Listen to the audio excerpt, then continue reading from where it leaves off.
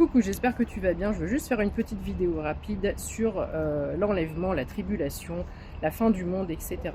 Et pour te dire jusqu'à quel point ça peut être grave et ça peut aller très loin, la déformation de la Bible, parce que la Bible a été réécrite.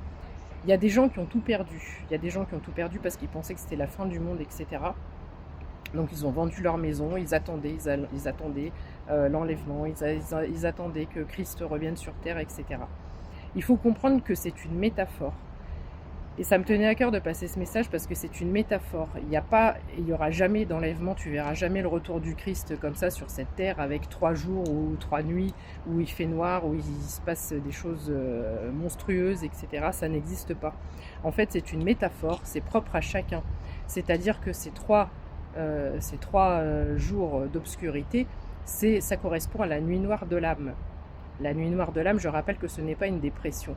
C'est quand à un moment donné dans ta vie, tu perds tout dans tous les domaines, tu souffres tellement que tu as l'impression que ton cœur est arraché de ta poitrine, que tu pleures des larmes de sang. C'est une souffrance extrême, monstrueuse. Et suite à ça, tu retournes au Christ. Tu retournes dans la foi. Parce que tu n'as plus que ça en fait. 0123, quand je dis ça, 0123.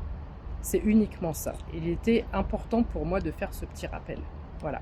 Faites bien attention, il y a du vrai dans les écrits sacrés, mais il y a aussi beaucoup de bêtises.